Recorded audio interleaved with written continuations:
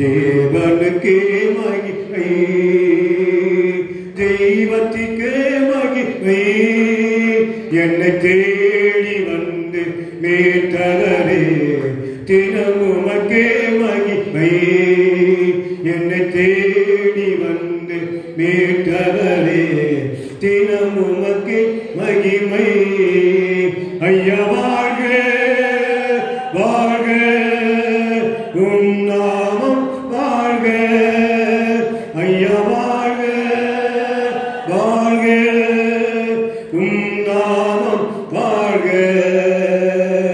உன்னதத்தில் தேவனுக்கே மகிமை உண்டாகட்டும்.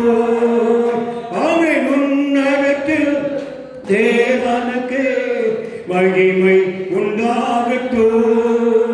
இந்த பூமியிலே சமாதானமும் பிரியமும் உண்டாகட்டும்.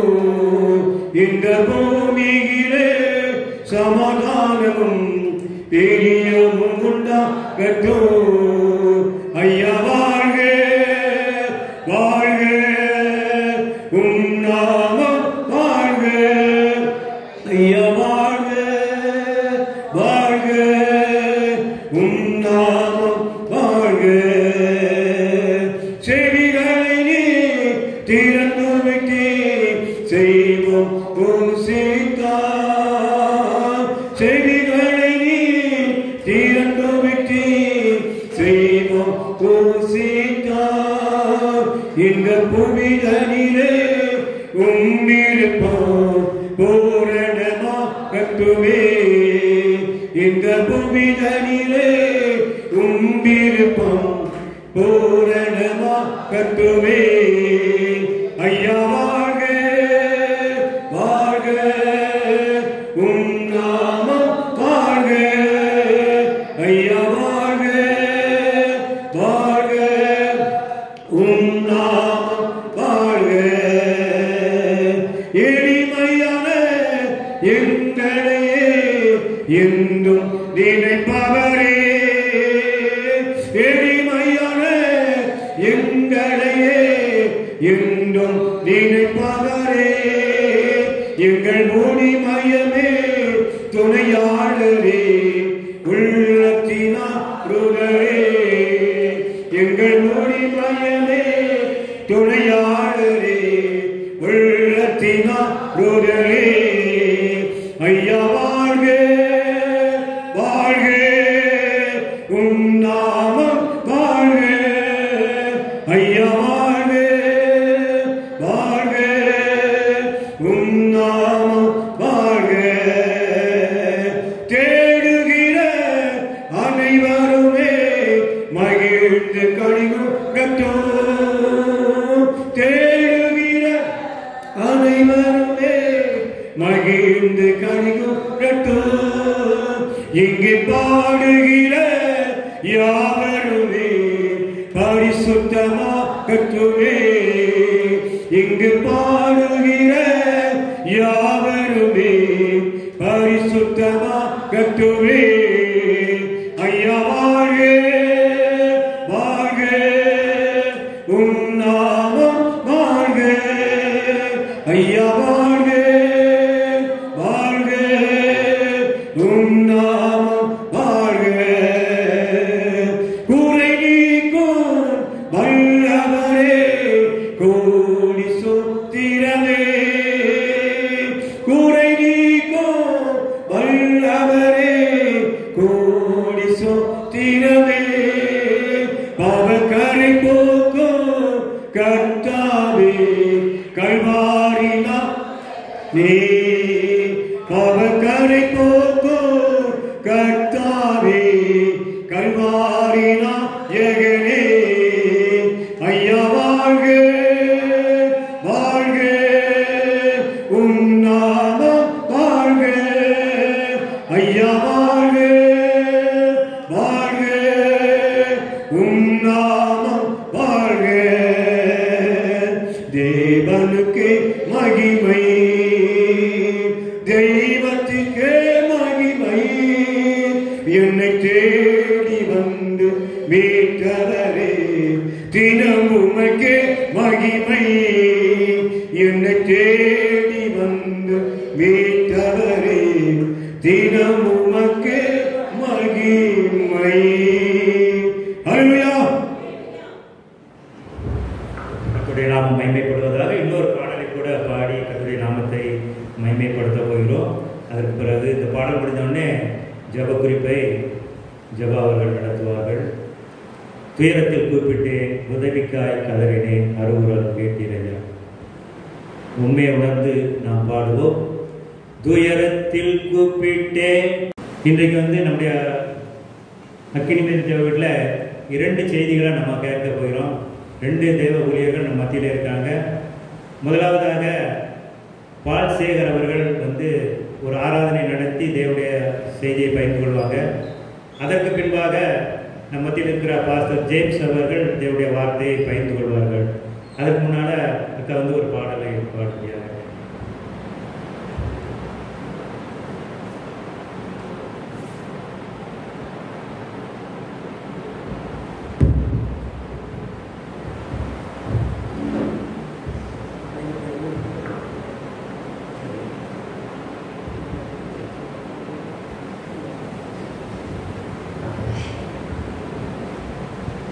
கர்த்தருடைய பரிசு நாமத்துக்கு ஸ்தோத்திரம்.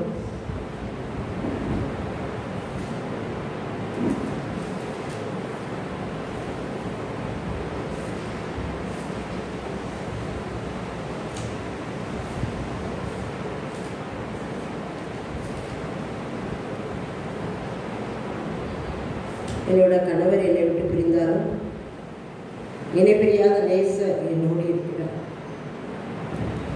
நான் விசுவாசிக்கிறேன். அவர் என்னை கைவிட மாட்டார், கடைசி வரை நடத்துவார். நான் விசுவாசிக்கிறேன். நானும் என்னுடைய பிள்ளைகளும் என்னோடு சேர்ந்த அன்பு சகோதர சகோதரிகள், உடன் பிறந்த பிறவா சகோதரர்கள் எல்லாரும் இணைந்து நம்ம அந்த ஊழியத்தை செய்ய போகிறோம். அவங்க சொல்லியிருக்காங்க, எனக்கு வார்த்தைகள் சொல்லும்போது ஒரு 7 வார்த்தை இயேசு கிறிஸ்து சொன்ன மாதிரி 7 வார்த்தை சொன்னாங்க. அதில் ஒரு வார்த்தை, நீ ஊழியத்தை நல்லா செய், ஊழியத்தை நல்லா செய்த, இன்னும் நல்லா செய் அப்படின்னு சொன்னாங்க. வைராக்கியமாக செய், சந்தோஷமாக இரு அப்படின்னு எனக்கு சொல்லியிருக்காங்க. பிறகு நான் எழுதி வச்சிருக்கேன் ஒரு 7 வார்த்தை சொல்லுவேன். உலகத்தில் இருக்கிறவனும் முன்னில் இருக்கிறவர் பெரியவர் அப்படின்னு சொல்லியிருக்காங்க. அவங்களுடைய வார்த்தை எனக்கு எப்பவுமே கூடவே இருக்குது. எனக்கு காலகாலமாக என்னுடைய வாழ்க்கையில் முழுவதுமே அவங்க எந்த இடத்துல அவங்க கண்டிச்சதே கிடையாது. ஏன் இப்படி செய்தது கேட்டதே கிடையாது. ஒரு அன்பான ஒரு கணவனை கடவுள் எனக்கு தந்திருந்தார். 48 வருஷம் நாங்கள் இணைந்து 48 வருஷம் வாழ்ந்தோம். ஆரம்பத்தில் 10 வருஷம் அவங்க ஆண்டவர் தேடலை. சிகரெட்டு குடிப்பாங்க, கொஞ்சம் வெளியில் பழக்கம் கண்டெடுத்து போவாங்க, அந்த மாதிரி. ஆனாலும் நான் அவங்களுக்காக என்னுடைய கண்ணீரெல்லாம் அவருடைய பாத்திரம் 10 வருஷம் சிந்தினேன். எப்படியாவது அவங்க ஆண்டவரை தேடணும், அவருடைய பிள்ளையாக மாறணும் அப்படின்னு சொல்லிட்டு 77 எங்களுக்கு மேரேஜ். 86 ஆண்டவர் அவங்கள சந்திச்சார். ஒரே நாளில் அபிஷேகமும் அந்நிய பாசையும் கொடுத்தாரு. அதுக்கு பிறகு தான் எல்லாத்தையும் விட்டாங்க. சிகரெட்டாலும் அதுக்கப்புறம் தான் விட்டாங்க. ஆவியானவர் தான் எல்லாத்தையும் விட வச்சார். ஏன்னா அவங்களால முடியல அந்த மாதிரி. அதுக்கு பிறகு வளமையாக அவர் பயன்படுத்த ஆரம்பிச்சிட்டாரு. நிறைய இடங்களுக்கு கொண்டு போய் அந்தமான் போயிருக்காங்க, சிங்கப்பூர் போயிருக்காங்க, எர்சிலா போயிருக்காங்க, பம்பாய், எல்லா இடங்களும் எங்கே கூப்பிட்டாலும் சரி. அவங்க நமக்கு பணம் தருவாங்களா தரமாட்டாங்களா அதே யோசிக்க மாட்டாங்க. எங்கே கூப்பிட்டாலும் உடனே அந்த ஆத்மாவுக்காக போவாங்க. அன்னைக்கு கூட ஒரு சகோதரர் ஒரு ஆத்மாவுக்காக அவர் எங்கேனாலும் போவார். அந்த மாதிரி ஆத்மாவுக்காக அவங்க அடைஞ்சாங்க. எங்கே போனாலும் அவங்களுக்கு அவங்களுடைய காரியங்களை வெளிப்படுத்துகிற அந்த கிருபையை ஆண்டவர் கொடுத்தாரு. அவங்களை பார்த்தோன்னே உன்ட்ட நீ இப்படி இருக்கன்னு சொல்லிடுவாங்க. அவங்க என்ன சிந்தனையோடு இருக்காங்க அப்படின்னு சொல்லிடுவாங்க. அந்த மாதிரி ஒரு பெரிய கிருபை ஆண்டவர் கொடுத்துருந்தாரு. அதுக்கு தான் இந்த ஜெப கூட்டம். ஆண்டவர் அந்த கிருபையை தொடர்ந்து தரணும். நாங்கள் ஏற்கனவே 3வது முறை எங்கே இந்த மாதம் வைக்க முடியும் அப்படின்னு சொல்லிட்டு விசேஷம் வைக்கும் போதே ஒரு ஜெபக்கூட்டம் மாதிரி வச்சுட்டோம். ஆனாலும் ஆண்டவர் என்னோட பேசி நீ கட்டாயமாக உபவாச ஜெபம் வைக்கணும். அதுக்கு தான் நீங்கள் மியூசிக் கூட நாங்கள் ஏற்பாடு பண்ணலை. மீட்டிங்காக இல்லாமல் உபவாச ஜெபம் வைக்கணும் அப்படின்னு சொல்லிட்டு அந்த ஒரு ஏற்பாடு கொடுத்தாரு. அதுபடி நம்ம சகோதரன் தம்பி ஜபா எஸ்தர் எல்லாத்தையும் கலந்து எப்போவுமே அவங்க சாலமன் தம்பி அருள்மோகன் எல்லாருமே நம்ம ஊழியத்தில் இணைந்து செயல்படுறவங்க. நாங்கள் ஐயாவுக்கு 4 வருஷமாக சுகம் இல்லை. அப்போ நாங்கள் சுகம் இல்லாமல் ஆஸ்பத்திரியில் இருக்கும்போது இங்கே மீட்டிங் நடந்துச்சு. எத்தனை பேர் வராங்களோ அத்தனை பேரை வச்சு நடத்திடணும் அப்படின்னு. வாசல் அடைக்கக்கூடாது, ஊழியத்தின் வாசல்கள் அடைக்கக்கூடாது. அதான் என்னுடைய எண்ணமே அதான். எப்போவுமே யார் இருந்தாலும் இல்லாட்டாலும் ஊழியம் நடக்கணும். அது அவர் ஊழியம், நம்முடைய ஊழியம் கிடையாது அப்படின்னு சொல்லிட்டு அதை நடத்திக்கிட்டே இருந்தோம். சகோதரர்கள் வந்து நடத்துவாங்க. ரொம்ப அருமையாக என்னோட கூடி ஜெபிக்கிற ஒரு சில சகோதரிகள் எல்லாரும் வந்து மீட்டிங்கை ஒழுங்காக நடத்திக்கிட்டே தான் இருந்தாங்க. ஜபம் கூட நடத்தினாங்க. அண்ணனுக்காக வந்து ஜெபிக்கணும். புதன்கிழமை, சனிக்கிழமை, ஞாயிற்றுக்கிழமை 3 பேர் 4 பேர் இருந்தாலும் வந்து ஜெபிப்பாங்க. மேலே தரக்கலாம் கீழே வச்சு ஜெபிப்பாங்க. எவ்வளவோ ஆண்டுடைய பாதத்தில் நானும் வாக்குத்தத்தங்கள் நிறைய தந்தார். அப்போ திரும்பமாக அவங்கள உயிர்ப்பித்து ஊழியத்தை செய்ய வைப்பாருன்னு அந்த வாக்குத்தத்தை வச்சு நம்பினேன். ஆனால் ஆண்டோடைய சித்தம் அது இல்லை அப்படின்னு ஆண்டவர் எனக்கு புரிய வச்சு அதுக்கு பிறகு அந்த வாக்குத்தத்தங்களை வேற விதமாக காட்டுதார். இப்போ நிச்சயமாக அவருடைய வார்த்தைகள் ஒரு நாளும் ஒருபோதும் மாறவே செய்யாது. என்னுடைய வாழ்க்கையில் இதுவரை ஒரு வாக்குத்தத்தம் கூட மாறலை. எல்லாமே நடத்திருக்காரு. இது மட்டும்தான் நடக்கலை. ஆனால் நான் வந்து அதை நான் ஒரு வேளை தப்பாக எடுத்துக்கிட்டோன்னு என்ன எழுதுனா அவங்க மேலே உள்ள அந்த இதில் அவங்களுக்கு புது ஜீவன் கொடுப்பாரு, புது ஆவியை கொடுப்பாரு, ஜீவனை கொடுப்பாரு அப்படின்னு நான் ரொம்ப விசுவாசிருந்தேன். ஆனால் அது நடக்கலன்னு நான் வந்து என்னுடைய இருதயத்தை ஆண்டவரத்தில் ஒப்படைச்சிட்டேன். ஆனால் திரும்பமாக அதை வேறு விதமாக ஊழியத்தில் காரியங்களை செய்வார் நான் விசுவாசிக்கிறேன். அந்த விதமாக ஆண்டவருடைய பெரிய கிருபை எங்களோட இருந்து நடத்தினார். ஆனால் அவங்க போனாலும் அந்த இடத்துல இன்னும் ஆண்டவர் எழுப்புவார். ஆத்துமாக்களை எழுப்பி வல்லமையாக அந்த இடத்துல ஊழியர் செயல்பட வைக்க போறாரு நான் விசுவாசிக்கிறேன். ஏன் அப்படின்னா இந்த இடத்த வந்து எங்களுக்கு தந்ததே அவருடைய கிருபை. அதில் அந்த ஜெப வீடு கட்டினதே கிருபை. கட்டும்போது பயங்கர எதிர்ப்பு எங்களுக்கு. அதையெல்லாம் நாங்கள் ஒன்றுமே செய்யலை. நாங்கள் ஜெபம் மட்டும்தான் ஆண்டோட்ட மட்டும்தான் பேசணும். அவர் எங்களுக்காக எல்லாவற்றையும் செய்தார். சரி கட்டி எதிர்ப்புகளை எல்லாம் தாண்டி இந்த இடத்துல ஒரு ஊழியத்தை நடக்கி ஜெப வீடு எழுப்ப செய்தார். மாடியிலையும் ஜெப வீடு கட்ட செய்தார். ஒன்றுமே எங்களிடத்துல எந்த பலனுமே கிடையாது. பைசாவோ இல்லை ஆள் பலமோ திறமையோ ஞானமோ ஒன்றுமே கிடையாது. ஆனால் அவ்வளோ பெரிய ஊழியத்தை ஆண்டவர் தந்திருக்காரு அப்படின்னா அவருடைய பெரிய கிருபை. ஆத்துமாக்களை நிறைய தந்தார். அவங்க வந்து எங்களுக்கு மணி சப்போர்ட் ரொம்ப கிடையாது. ஆனால் ஜெப சப்போர்ட் உண்டு. நாங்கள் அந்த ஜெபத்தில் விசுவாசம் வச்சோம். அதிசயமாக நடத்தினார். இந்த பில்டிங் கட்டுறதுக்கு எல்லா தேவைகளையும் சந்திச்சாரு. கொஞ்சம் கடன் எல்லாத்தையும் அடக்க கிருபை செய்தார். அவருடைய அநாதி சிநேகத்தினாலே எங்களை வழி நடத்தினார். இன்னும் அவர் இந்த ஊழியத்தை செய்ய என்னையும் பிள்ளைகளையும் என்னுடைய உடல் ஊழியர்களையும் இணைந்து செயல்பட்டு இதை நடத்த போறாரு நான் விசுவாசிக்கிறேன்.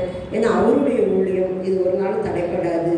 நான் நன்றியோடு இருக்கு ஆண்டவருக்கு நன்றி சொல்கிறேன். இந்த பாடலை பாடி இன்னும் நான் அவருக்காக சாட்சியாக நாங்கள் குடும்பமாக அவருக்காக ஜீவிக்கணும், குடும்பமாக அவருக்காக நாங்கள் வேலை செய்யணும். அதுதான் என்னுடைய ஒரே வாஞ்சை. அதனால் நிச்சயமாக அவர் என்ன செய்வார், நடத்த போகிறாரு. பிள்ளைகளை மருமக்குமார் பேர பேத்திகளை எல்லாரையும் ஊழியத்தில் பயன்படுத்த போகிறார் நான் விசுவாசிக்கிறேன்.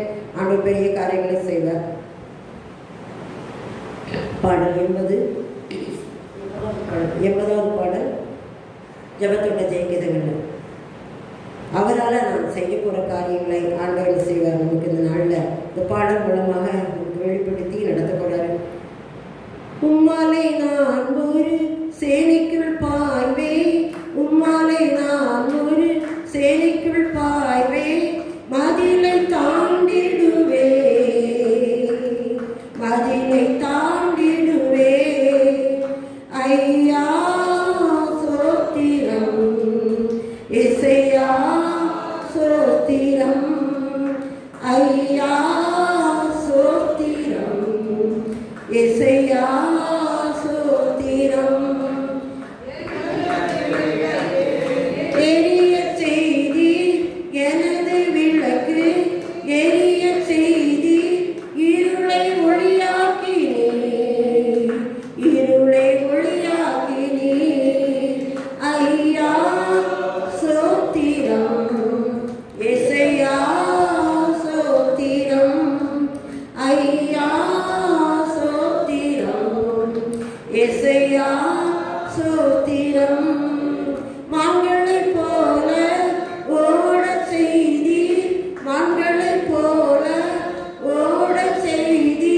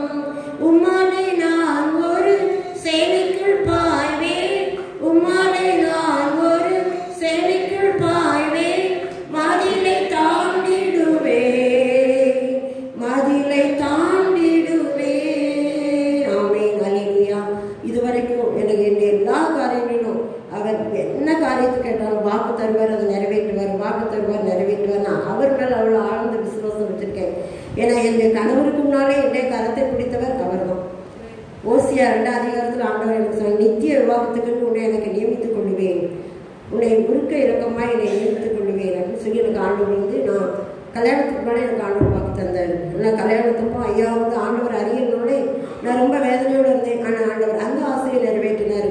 என்னுடைய எல்லா விருப்பங்களையும் எல்லா மன விருப்பம் இதுவரைக்கும் நிறைவேற்றாமல் இருந்ததே இல்லை. எல்லாத்தையும் உலக பிரகாரமான காரியம், ஆவிக்குரிய காரியம், பிள்ளைகளுடைய காரியங்கள், கல்யாண காரியங்கள், பேர்கள் எல்லாத்துலேயும் அவர் எனக்கு முழு ஆதரவு எனக்கு ஆண்டவர் தான். அவருடைய வார்த்தை தருவார், அதை அப்படியே நடத்துவார். நான் அப்படி ரொம்ப விசுவாசத்தோடு இருந்தேன். ஐயாவோடம் நல்லலம் இருக்கும்போது நான் அப்படி தான் இருந்தேன். அவர் தந்த வார்த்தை பிறகு அருமையாக இருந்துச்சு. அப்போ நிச்சயமாக ஆண்டவர் ஜீவனை கொடுப்பாரு, நம்ம திரும்ப ஊழியம் செய்வோம் அப்படின்னு நான் நம்பிக்கையோடு இருந்தேன். ஆனால் ஆண்டவருடைய சித்தம் அது இல்லை அப்படின்னு நான் பிறகு உணர்ந்துக்கிட்டேன். ஆனால் ஆண்டவர் என்னை தேற்றிக்கிட்டு தான் இருக்காரு. அவருடைய மார்பில் என்னை அணைத்து கொண்டார் ஒரு நாளில். அப்படி தரிசனம் மூலமாக எனக்கு ஆண்டவர் காட்டிட்டு தான் இருக்கிறாரு. இந்த இடத்தை குறித்து ஒரு பெரிய தரிசனம் வச்சிருக்காரு. அதை வந்து ஆண்டவர் எனக்கு தான் காட்டினார், அவங்களுக்கு காட்டலை. நான் அவங்கள்ட்ட சொல்லும்போது அவங்க பேசவே எடுக்கலை. அப்போ நான் அதுக்கப்புறம் தான் நினச்சேன், அவங்களுக்கு இதில் வந்து உடன்பாடு இல்லை, அவங்க போகணுங்கிற திட்டம் இருக்கிறதுனால அவங்க அதை ஏற்றுக்கலை அப்படின்ட்டு.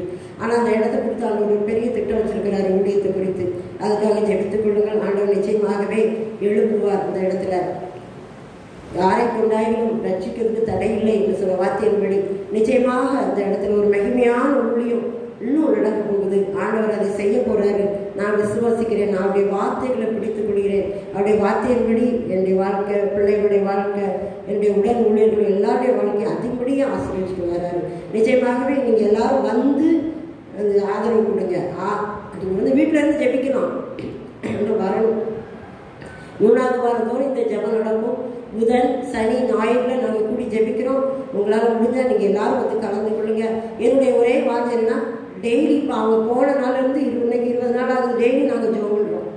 ஜெபம் தான், வேற ஒன்றுமே கிடையாது. அவங்க போயிட்டாங்க, இனிமேல் நமக்கு வேற ஒன்றும் இல்லை. ஆத்ம மனவராக அவர் இருந்துட்டு நம்ம அவருடைய காரியங்களை பார்க்கணும். போனவங்களை நினைச்சு அழுதுட்டு ஒரு பிரயோஜனம் இல்லை. இனிமே ஆண்டவரை உங்களுடைய காரியங்களை என்ன செய்யணும், எப்படி நான் ஜெபிக்கணும், எப்படி ஆத்மாக்களை கொண்டு வரணும் என்னை கற்றுத்தாங்க. அப்படிதான் நான் ஆண்டவர்கிட்ட கேட்டுக்கிட்டு இருக்கேன். ஆனால் அவங்க பிரிவு என்னால் தாங்க முடியாது. ஆனாலும் கூட நான் அதை ஒரு வாரம் ஒதுக்கிட்டு ஆண்டவருக்காக நம்ம என்ன செய்யணும், எப்படி நம்ம ஜெபிக்கணும், எப்படி ஊழியம் செய்யணும் கற்றுத்தாங்க ஆண்டவரே. ஏன்னா அவங்க இருந்து எனக்கு கைட் பண்ணிக்கிட்டே இருந்தாங்க. எனக்கு ஒன்றுமே தெரியாது. நான் ரொம்ப இன்வால்வ் ஆகவே மாட்டேன். அவங்க தான் எல்லாமே பண்ணுவாங்க. ஆரம்பத்திலிருந்து முடிவு வர எல்லாமே அவங்க தான் நடத்துவாங்க. ஆனால் இப்போ வந்து ஒரு 2 வருஷமா இந்த ஊழியத்தை நான் வந்து செய்ய ஆரம்பித்தேன். அப்போ வந்து எல்லா சகோதரிகளையும் கூட்டி தனியாக செய்ய எனக்கு தெரியாது. அதனால் இணைந்து செய்வோம் அப்படின்னு சொல்லி தான் எல்லாரையும் கூப்பிட்டேன். ஆனால் அவங்க ஒரு ஆளாக நின்று எல்லாத்தையும் நடத்தி முடிச்சுக்குவாங்க. அப்படிப்பட்ட ஆண்டவர் கிருபை கொடுத்துருந்தாரு. ஆனால் இப்போ நீங்கள் என்ன செய்யுங்க, எனக்கு கொடுக்க வேண்டிய ஒரே ஆதரவு, நீங்கள் ஜெபிங்க, வந்து ஜெபிப்போம். நீங்கள் வாங்க, நம்ம ஜெபிப்போம். நான் வீட்டில் இருந்து ஜெபிக்கேன் அப்படின்னாலுமே எல்லாரும் வாங்க, வந்து நம்மளாம் இணைந்து ஜெபிக்கும் போது ஒரு பெரிய ஜெப குழுவை அந்த இடத்துல நம்ம ஆரம்பிப்போம். அதன் மூலமாக நம்ம ஊரே அந்த சந்திப்பார். கீழப்பாவர் தான் அவங்களுக்கு ஏன் கீழப்பாருக்காக ஜெபிக்கணும், கீழப்பாருக்காக ஜெபிக்கணும். நானும் நம்ம இடத்துல இருக்க ஆட்களை கொண்டாலே இந்த சபை நேரம் போகும். அப்போ ஆத்து மக்கள் கீழப்பாரு நமக்கு வரணும். வெளியில் எங்கேருந்து வரதை விட கீழப்பாருள்ள ஆத்து மக்கள் ஆண்டவர் கொண்டு வரணும். அதான் நாங்கள் ஜெபிக்கிறது. நீங்களும் ஜெபித்துக்கொள்ளுங்க, அந்த ஊழியத்தோடு இணைந்து செயல்படுங்க. இப்போ வந்து சகோதரர் விக்டர் அப்படின்னு ஒரு சகோதரர் வந்திருக்காங்க. எனக்கு அவங்கள தெரியல, அதை யாருன்னு போய் கேட்டேன். அவங்க வந்து ஆஸ்பத்திரியில் இருந்து ஒரு தடவை ஃபோன் பண்ணாங்க. அப்போ அவங்களுக்கு சுகம் இல்லை, பேச முடியாமல் இருந்தாங்க. அந்த சகோதரர் வந்து ஒரு சில நிமிடம் சாட்சி சொல்லுவாங்க. அதுக்கு பிறகு தம்பி 2 தம்பி செய்தி கொடுப்பாங்க. ஒரு 1:30 வரைக்கும் நம்ம இருந்து அவனுடைய பாத்துல தியானிப்போம்.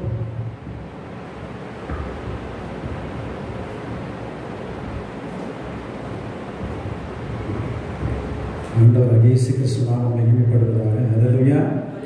இந்த நேரத்தில் கிறிஸ்து உங்களை எல்லாரையும் வாழ்த்துகிறேன். என்னுடைய சிறு சாட்சி வருகிறேன். என் பேர் விக்டர். நான் பிறந்தது நெய்வேலியில், பூரிய திருநெல்வேலி. 2002ஆம் வருடம் 2000ஆவது வருடத்திலிருந்து நான் கர்த்தருடைய சுவிசேஷ ஊழியத்துக்கு என்று கர்த்தர் என்னை அழைத்தார். சுவிசேஷத்தை நான் அறிவிக்க ஆரம்பித்தேன். 2002ஆம் வருடம் என்னுடைய தகப்பனார் பாளையத்திலிருந்து இங்கே கூட்டிகிட்டு வந்தாங்க செல்வமண்ணனை பார்க்கறதுக்கு. செல்வமண்ணனை பார்த்த உடனே எனக்கு ரொம்ப ஆச்சரியம். அவங்களுடைய பேச்சு காரியங்கள்லாம் பார்க்கும்போது மிக வல்லமையான ஒரு தீர்க்கதரிசி. நானும் ஒரு சுவிசேஷ ஊழியத்தை செய்யும்போது எனக்கு ரொம்ப வாஞ்சை, தீர்க்க தரிசனமாக கர்த்தருக்கு ஆண்டவருடைய வேலையை செய்யணும் அப்படின்னு. அவங்க ஒன்றும் ஜெபம் பண்ணல, அந்நிய பாஷெல்லாம் பேசலை.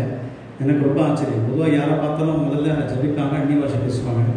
அண்ணன் ஒரு வார்த்தை பேசல, அந்நிய பாஷையும் பேசல, ஜெபிக்கணும் இல்லை. கண்களை மூடினாங்க. ஆண்டவருக்கும் அவங்களுக்குள்ள அந்த ஐக்கியம் அதை நான் புரிந்து கொண்டேன். அதுதான் மிக முக்கியம். ஆண்டவர் என்ன வெளிப்படுத்துகிறார். ஒரு 5 நிமிஷம் கண்ணம் பண்ணியிருப்பாங்க. சொன்னாங்க, வெளிப்படுத்தல் 7ஆம் அதிகாரம் அப்படின்னு சொல்லி, நீ முத்திரிக்கப்பட்டவன் அப்படின்னு சொல்லி கர்த்தர் ஒரு காரியத்தை, அதாவது அந்த 666 ஊத்திரவ காலம், அப்போ நடக்க போகிற அந்த ஊத்திர காலம், அந்த நேரத்தில் முத்திரிக்கப்பட்டவர்கள், நீ முத்திரிக்கப்பட்டவன் என்று சொல்லி அவ்வளோதான் சொன்னாங்க. வேறு ஒன்றும் ஜெபிக்கலை.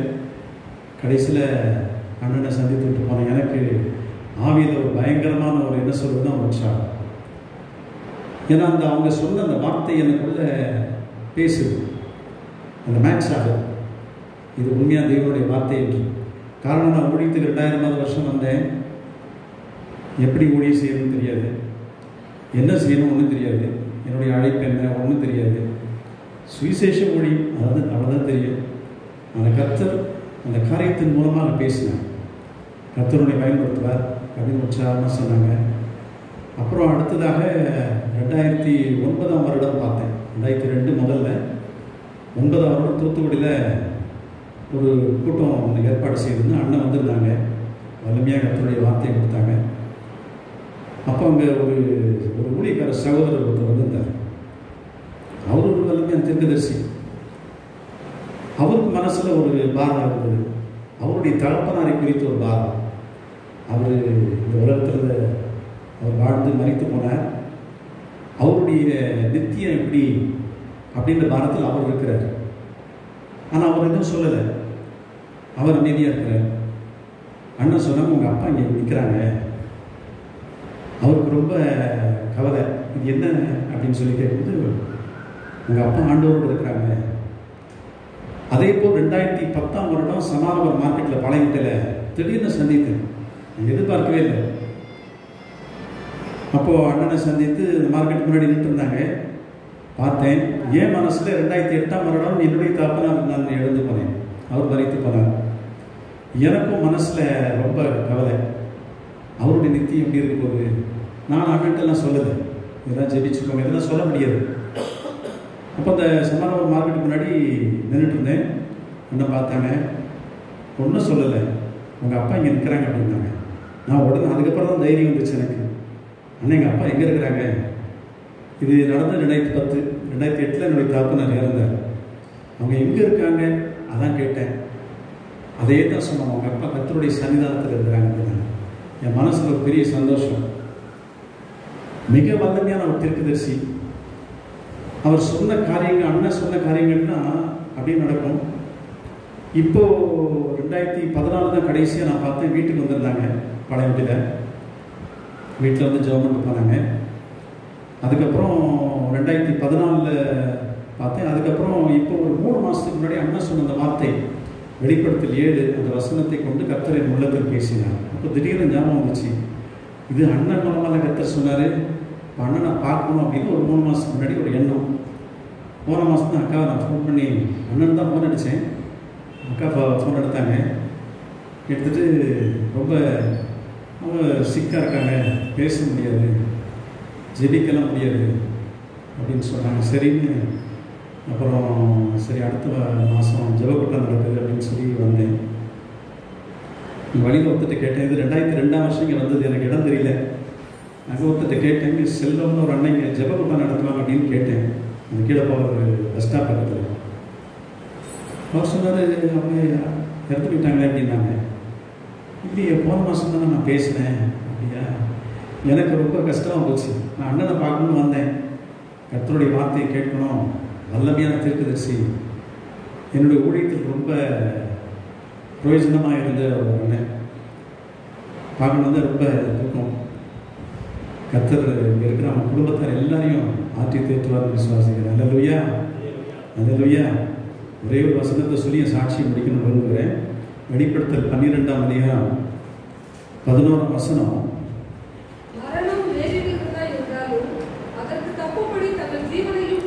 தங்களுடைய ஜீவனையும் பாராமல் ஆட்டுக்குட்டியின் ரத்தத்தினாலும் ஆட்டுக்குட்டியின் ரத்தத்தினால் இயேசுவின் ரத்தம் அவ்வளவு நல்ல கொண்டது. அல்லேலூயா. நான் இருக்கிற பகுதி அங்கே கேடிசி நகர். 2015ஆம் வருடம் ஒரு வாலிபன் 32 வயசு தான் அந்த பிரதருக்கு. 32 வயசு. அவர் ஒரு கம்பெனியில் வேலை செஞ்சுட்டு இருந்திருக்கிறாரு. வேலை செஞ்சுட்டு இருக்கும்போது கொஞ்சம் பணத்தெல்லாம் அவர் மால் ப்ராக்டிஸ் தவறாக பயன்படுத்திட்டார். கிட்டத்தட்ட 5 லட்ச ரூபா பணம் காணும். அந்த கம்பெனியில் மேனேஜர் மாதிரி புது மேனேஜர் வராரு. பழைய மேனேஜர் ஒன்றும் கண்டுக்கல. புது மேனேஜர் வந்தோடனே இந்த இவர் கிறிஸ்தவ சகோதரர் தான், 32 வயசு தான், ரொம்ப ஆடம்பரமாக இருப்பார், நல்லா இருப்பார். கடைசியில்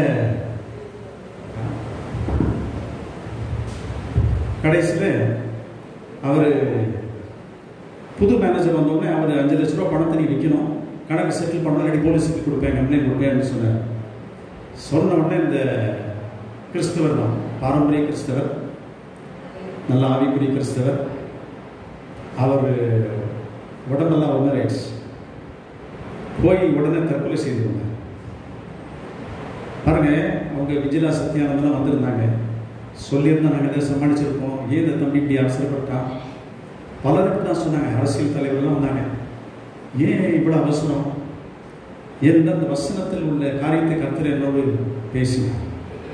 இயேசுவின் ரத்தம் சாத்தானை தோற்கடிக்கிறது. அல்லேலூயா. இந்த உலகத்தில் எந்த நிச்சயம் கிடையாது, நோ கேரண்டி. யாருக்கு என்ன வேணால் நடக்கலாம். ஊழியர்களோ கிறிஸ்தவர்களோ விசுவாசிகளோ யாருக்கு எந்த நிமிஷமும் என்ன வேணால் நடக்கலாம்.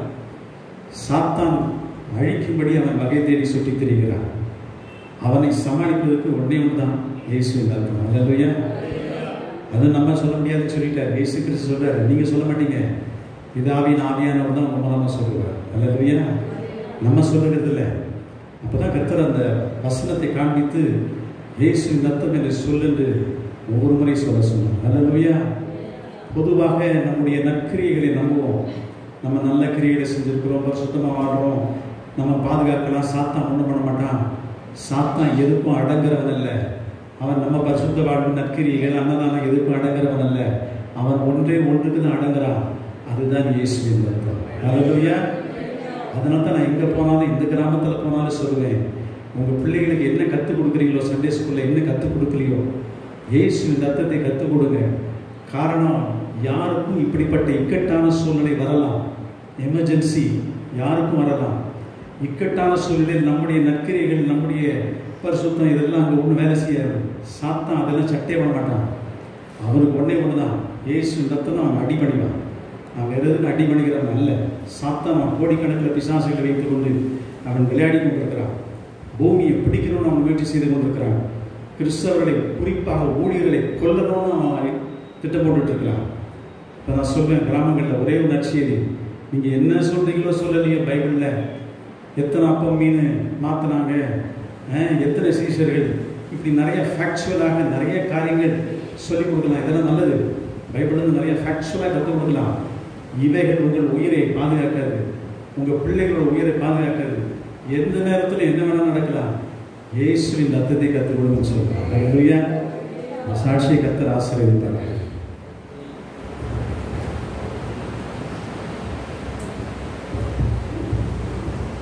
நன்றி. நல்ல ஒரு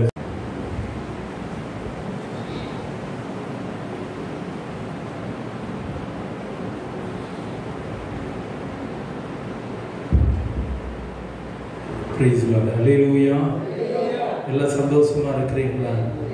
ஆமென் சொல்லுங்க பார்ப்போம். வானாதி வானம் கொள்ளாத தகப்பன் நம்ம மத்தியில் இருக்கிறார். அல்லேலூயா.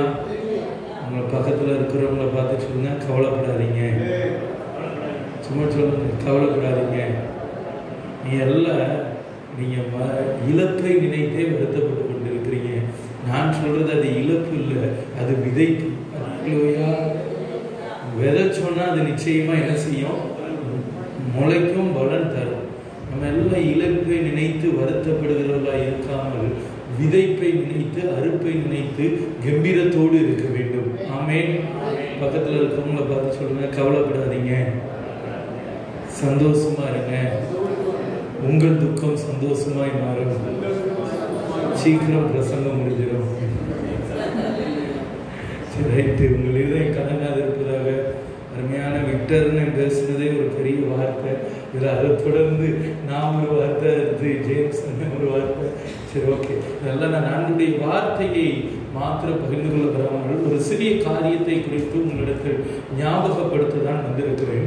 ஒரிசா மாநிலத்தில் கிரஹாம் ஸ்டைன் என்கிற ஒரு ஊழியர் தேவனுடைய சுவிசேஷத்தை நம்முடைய அண்டை நாடுகளில் இருந்து அறிவிப்பதற்காக வந்துள்ளார். குஷ்டரோகிகள் மத்தியில் இன்னும் பலவிதமான பல்வேறுபட்ட ஊழியங்களை கிரஹாம் ஸ்டைன் அவங்க குடும்பமாக செய்து கொண்டிருந்தாங்க. ஒருவேளை ஒரு குறிப்பிட்ட காலகட்டத்தில் அங்கே இருக்கிற இப்பொழுது நமக்கு ஜனாதிபதியா இருக்கிறது யாரு? அந்த அம்மா அந்த ஏரியாவுக்கு கவுன்சிலர், அந்த ஒரிசா மாநிலத்துல கவுன்சிலரா இருக்கிறப்ப அவங்க தலைமையில கிரஹாம் ஸ்டைன் அவங்களுடைய வச்சிருந்த ஹாஸ்டல் எல்லாம் அடித்து நொறுக்கப்பட்டு கிரஹாம் ஸ்டைனும் அவனுடைய பிள்ளைகளும் தீ வைத்து நெருப்பினால் சுடப்பட்டு காரோடு கூட கொளுத்தி எரித்து கொல்லப்பட்டார்கள். அப்ப கொல்லப்பட்ட உடனே அடுத்த நாள் காலையில எல்லாருக்கும் வெளிப்படையாய் தெரிஞ்ச உடனே எல்லாரும் என்ன நினைச்சாங்கன்னா, ஒரு வெளிநாட்டுல இருந்து வந்தவங்க இந்த வைராக்கியமா செஞ்சவங்க அவனுடைய 2 மகன்களும் குடும்பத்தில இருந்து ஆண் வர்க்கமே என்ன செஞ்சிடுச்சு, அழிஞ்சிடுச்சு. இப்போ மனைவியும் மகளும் மட்டும்தான் இருக்கிறாங்க. இனி இந்த ஊழியம் இவ்வளவுதான் நிப்பாட்டிட்டு அவங்க என்ன செஞ்சிருவாங்க, போக போறாங்க, எல்லாமே முடிஞ்சிடுச்சு அப்படின்னு சொல்லி சொல்றப்பதான் அந்த ஒரு யாரும் நினைத்து பார்க்க முடியாத ஒரு அதிசயம் என்ன நடந்துச்சு தெரியுமா? அவருடைய மனைவி வெளிப்படையாக பத்திரிகையாளர்களிடத்திலும் காவல் அதிகாரிகளிடத்திலையும் என் கணவனாரை எரித்து கொன்றவர்களை என் மனதார மன்னிக்கிறேன் என்று சொன்னார்கள். அல்லேலூயா. அது நிமித்தம் அந்த ஊழியம் இன்றைக்கும் பெயர் பெற்று உயர் ஸ்தாபனங்களில் ஒன்றாய் காணப்படுகிறது. அல்லேலூயா. எதுவுமே ஒரு முடிவு அல்ல. எல்லாரும் நினைச்சது அந்த ஊழியத்திற்கு முடிவென்று நினைத்தார்கள். ஒரு மரணம் ஒரு ஊழியத்தின் முடிவென்று நினைத்தார்கள்.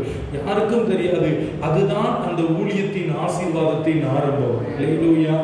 தேவன் ஒவ்வொருவருக்கும் ஒவ்வொரு திட்டத்தை ஒவ்வொரு காலத்துல கொடுத்திருக்கிறாங்க. ஆகையா நான் இங்க வந்திருக்கிறவங்க எல்லாருக்கும் சொல்றேன், அக்னிமதில் ஊழியத்திற்கு சில கிரிட்டிகல்ஸமா நினைக்கலாம். நீங்க எல்லாம் ஒருத்தருடைய மரணத்துல விளையாட்டா நினைக்கிறது ஒரு பெரிய கொடூரமான ஒன்று. ஒரு மரணத்தை தவறாக என்ன செய்யக்கூடாது. இறந்துட்டாங்க நீ அவ்வளவுதான் அப்படிலாம் கிடையாது. ஒரு சரியான கிறிஸ்தவன் என்றால் ஒருவருடைய மரணத்தை குறித்து வேதனைப்பட்டு இதிலும் பெரிதான ஊழியத்தை செய்வார்கள் என்று சொல்வதுதான் ஒரு சரியான கிறிஸ்தவ தன்மையில் இருக்கிற கிறிஸ்தவர்கள் என்று சொல்லப்படுகிறது. ஒருவேளை கிறிஸ்துவுக்குரியவர்களா இதை நீங்க ஆன்லைன் செயலி மூலமாய் நீங்க இந்த வார்த்தையை கேட்டுக்கொண்டிருக்கலாம். இங்க இருக்கிற நீங்க இந்த ஊழியம் நிறைவு பெற்று விட்டது, முடிவு பெற்று விட்டது என்று நினைத்தீர்கள் என்றால் ஆண்டவர் இன்றைக்கு உங்களுக்கு ஒரு சொல்லுகிற ஒரு வார்த்தை தான், இது முடிவு அல்ல, இது ஒரு ஆரம்பம் என்று. அல்லேலூயா. இனிதான் இந்த ஊழியத்தோட உண்மையான பலனை பார்க்க போகிறோம். ஒவ்வொரு விளையாட்டிற்கும் ஃபர்ஸ்ட் ஹாஃப் செகண்ட் ஹாஃப்னு சொல்லிட்டு ஒன்று உண்டு எல்லா விளையாட்டிற்கும். அதே போலதான் அக்னிமதில் ஊழியத்தின் முதல் பகுதியை நீங்கள் பார்த்து விட்டீர்கள். 2ஆம் பகுதி என்பது இனிதான் ஆரம்பித்திருக்கிறது. கர்த்தர் இவர்களை சென்று செய்ய போகிற காரியம் பயங்கரமா இருக்க போகிறது. அல்லேலூயா. இனிதான் இந்த இடம் முழுவதும் நிரப்பப்பட போகிறது. ஆமென் சொல்லுங்க பாப்போம். இது கர்த்தர் செய்கிற காரியம். அல்லேலூயா. உங்கள் ஒவ்வொருவரையும் இயேசு கிறிஸ்துவின் நாமத்தில் எங்கள் கூட்டு பங்காளர் மிஷனரிக்கத்தின் சார்பாக வாழ்த்துகிறேன். அருமையான தகப்பனார் நமக்காக விதைக்கப்பட்டிருக்கிறார் என்பதை நான் சொல்கிறேன். ஒருவேளை அப்பாவை குறித்து சொல்ல வேண்டுமானால் அநேக வார்த்தைகளை சொல்லலாம். நான் கிராமமா அங்க இருக்கிற எல்லா பகுதியிலும் விசேஷமாய் திருநெல்வேலி, தூத்துக்குடி, கன்னியாகுமரி, நம்முடைய தென்காசி மாவட்டங்கள்ல சுவிசேஷ ஊழியத்தை செய்கிறோம். ஏறத்தாழ மாதம் ஒரு 13,000 ஆத்துமாக்களுக்கு மேலாக தேவனுடைய பெரிதான கிருபையினால் சந்தித்து வருகிறோம். இது விசேஷமாய் சேரன் மகா தேவி பகுதிக்கு செல்லும் பொழுது அப்பாவை குறித்து கேள்விப்படுகிற சாட்சிகள் என்பது அநேகம். எல்லா வீட்லையும் போனா பாவத்திரம் சொல்லிட்டாலே கீழே பாவத்துல அந்த அக்னிமதில்ட்டு ஒரு ஊழியம் இருக்கும். உங்களுக்கு தெரியுமா? செல்வன்ட்டு ஒரு அண்ணாச்சி வருவாங்க.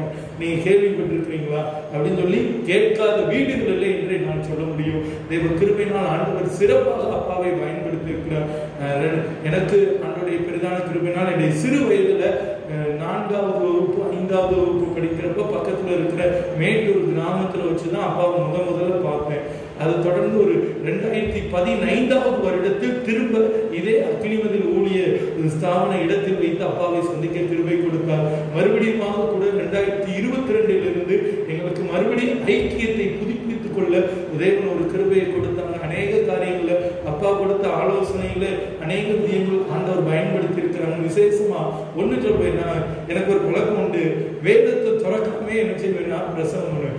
ஜோமனாம வரமாட்டேன்னு ஜோமனோ வீட்டுல தியானிச்சுட்டு வருவோம், வசனம் வேதத்தை துறக்காம என்ன செய்யணும்னா பேசுவேன். அப்போ நம்முடைய திருச்சபை கீழப்பூர்ல இருக்கிற நம்முடைய திருச்சபையில ஆண்டோடைய வார்த்தையை பயந்து கொண்டு இருக்கும்போது முடிஞ்ச உடனே அப்பா சொன்னாங்க, பயங்கரமா உன்னை ஆண்டவர் பயன்படுத்தினாரு, எல்லாத்துலயும் சந்தோஷம். ஆனா உன்னை ஒரே ஒரு குறை இருக்குது தம்பி, பைபிளையே நீ துறக்க மாட்டேங்கிறீங்க அப்படின்னு சொல்லி சொன்னாங்க.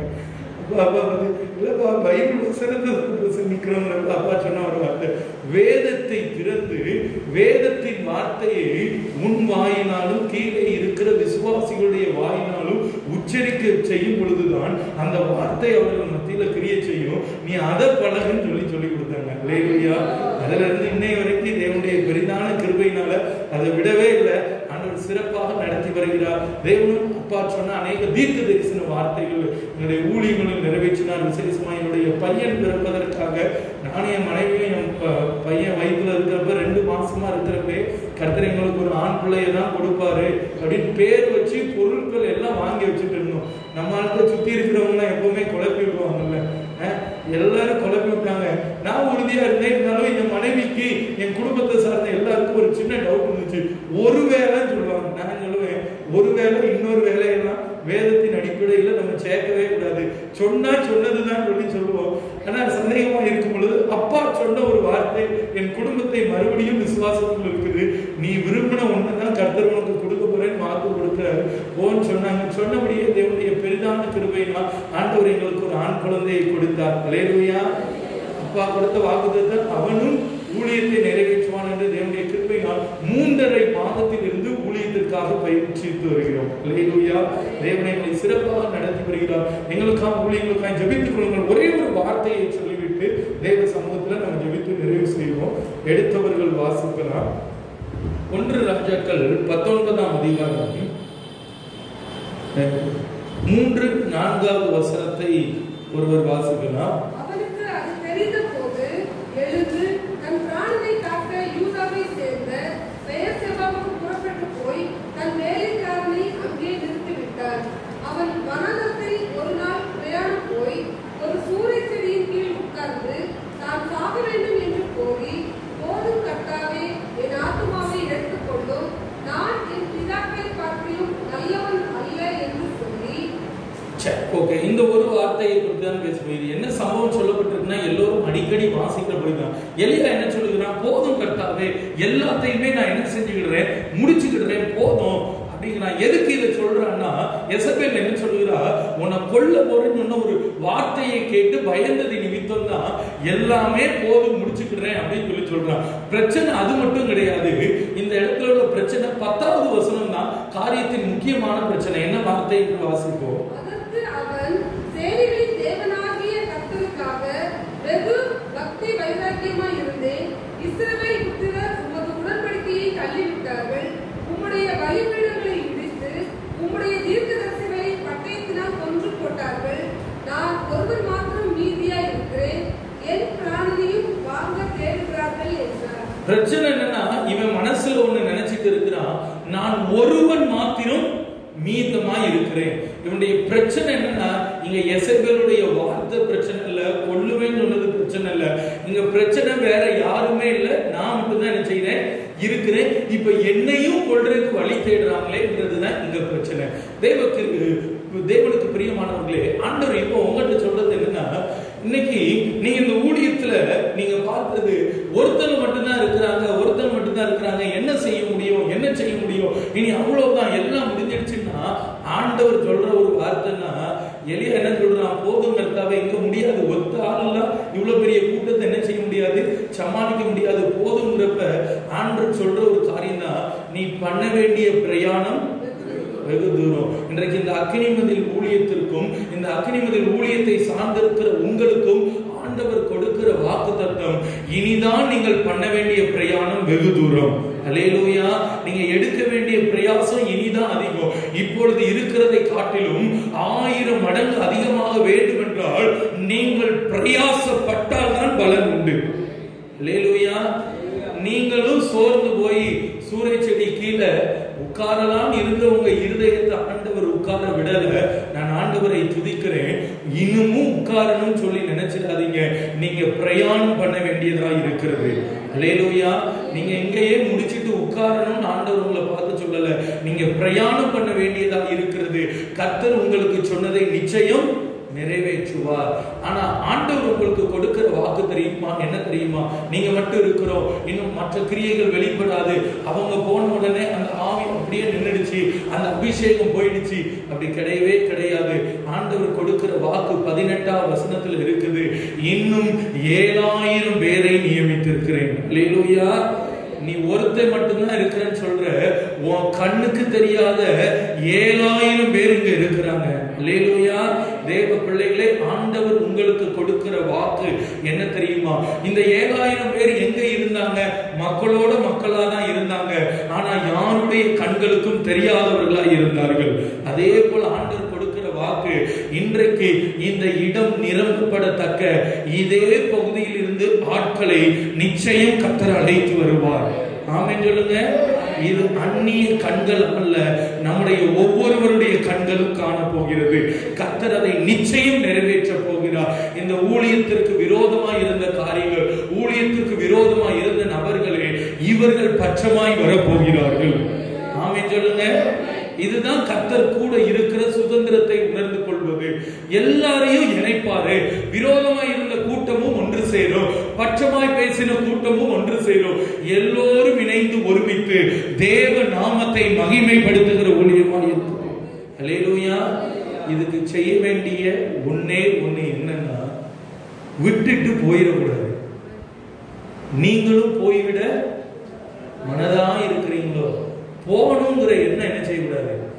போதும், அவ்வளவுதான், முடிச்சிடுறேன், போதும், போகணும், இது வேணாம் அப்படி இல்லை. இனிதான் நீங்க சொல்லணும், நாங்கள் இன்னும் தொடர வேண்டும். ஆமென். உங்கள் பலனை, அப்பா செஞ்ச எல்லா ஊழியத்தின் பலனை இனிதான் நீங்கள் காண போகிறீர்கள். பலனை கொடுக்காம ஆண்டவர் உங்களை இந்த ஊழியத்தை நிப்பாட்ட வச்சுட்டாருன்னா அவர் பேர் என்ன பேர் மாறினோம்? அநீதி உள்ள ஆண்டவராய் மாறிவிடுவார். அவர் அநீதி உள்ளவர் அல்ல, நீதி செய்கிறவர். உங்களுக்கு சொன்னதை செய்யும் அளவும் அவர் உங்களை விட்டு விலகுவதும் இல்லை, உங்களை கைவிடுவதும் இல்லை. அல்லேலூயா. அவர் கொடுத்த வாக்குத்தத்தத்தை நிறைவேற்றுவார். அடுத்த கட்டத்தின் பகுதியில் உங்களை நேர்வழியாய் நடத்துவார். நீங்கள் விசுவாசத்தோடு தேவனுடைய வார்த்தையை பிடித்துக் கொண்டு முன்னேறுங்கள். தக்க வார்த்தைகளின்படியே அவர் உங்களுக்கு சொன்னதை நிச்சயம் நிறைவேற்றுவார். அவர் நாம மாத்திரம் மகிமைப்படுவதாக. கண்களை மூடி ஒரே ஒரு நிமிஷம் ஜெபம் பண்ணுவோமா? ஆண்டவர்கிட்ட ஒரே ஒரு வார்த்தை சொல்லி அர்ப்பணிச்சுங்க. ஆண்டவரே, ஆண்டவரே, போய்விட மனதாய் இருக்கிற என் இருதயத்தை மன்னிங்கப்பா. இனி அவ்வளவுதான், இனி இந்த ஊழியத்துல கிரியையெல்லாம் வெளிப்படாது, அவங்க இல்லை அதனால நடக்காது. ஊழியத்திற்கு விரோதமாய் அநேக அவதூறான வார்த்தைகளை பேசிக் கொண்டிருக்கிறீங்களா? அன்று சொல்றாரு, நீங்கள் ஒரு கிறிஸ்தவ நல்ல பண்புகளுக்குள் வர வேண்டும். அதுதான் ஆண்டவருடைய விருப்பம். நடந்தது நடந்ததா இருக்கட்டு, இருதயத்தை தேற்றுக்கொள். எலியாவே, எதை குறித்து கலங்கி கொண்டிருக்கிறார்? யாரையும் பார்க்காத. இவங்க இல்லையா, அவங்க இல்லையா, அவங்க கை கொடுக்கலையே, அவங்கெல்லாம் விட்டுட்டு போயிட்டாங்களே, இந்த பொருளாதார சூழ்நிலை அடைக்கப்பட்டுருச்சு, எதையும் பார்க்காத. உன்னை போஷிக்கிற உன் கர்த்தர் உனக்கு ஆதரவாயிருப்பார். கர்த்தர் தாமே உங்களுக்கு முன்பாக போகிறவர். ஆண்டவர் அன்பு பிள்ளைகளுக்கு முன்பாக கடந்து சொல்லுங்கப்பா. இந்த அக்னிமதில் ஊழியத்தை இன்னும் சிறந்து விளங்க பண்ணும். அநேக ஆயிரங்களுக்கு பிரயோஜனமா இனி கர்த்தரை எடுத்து பயன்படுத்துங்கப்பா. ஆண்டவரே, இந்த கீழப்பாவூர் பகுதியில இருந்து ஆண்டவரே, இவர்கள் அறியாதிருக்கிற அந்த 7000 நபர்களை கொண்டு வாங்கப்பா. இந்த இடம் நிரப்பப்படட்டும் இயேசுவின் நாமத்தில். இந்த வளாகம் எங்கும் நிரப்பப்படணும். கத்த நடத்தப்படுற தயவுக்காய் தோத்துறோம். பிதா, குமாரன், பரிசுத்தாவின் நாமத்துல இங்க வந்திருக்கிற ஒவ்வொருவரையும் ஆசீர்வதிக்கிறேன். வந்த ஒருவர் கூட இன்றைக்கு வெறுமையாய் திரும்பக்கூடாது, நன்மை பெற்றவர்களாய் திரும்பட்டு, எதிர்பார்க்கிற ஒவ்வொரு காரியங்களும் அற்புதம் பெற்றவர்களாய் திரும்பட்டு, அதிசயத்தை விளக்க பண்ணுங்க, பெருக பண்ணுங்க, உங்க நாமத்தை மகிமைப்படுத்தும். இயேசுவின் நாமத்தில் ஜெபிக்கிறோம் நல்ல பிதாவே. அல்லேலூயா. கர்த்தர் உங்களை கொண்டு செய்கிற காரியம் பயங்கரமாய் இருக்கும். விசுவாசத்தோடு காத்திருங்கள். ஆண்டவர் உங்களையும் வெட்கப்படுத்துவதில்லை. ஆமென். அவர் நாமம் மாத்திரம் மகிமைப்படுவதாக. சகோதரர்களுக்கு இயேசு கிறிஸ்துவின் மீதான நாமத்தினாலே நன்றியை தெரிவித்துக் கொள்கிறேன்.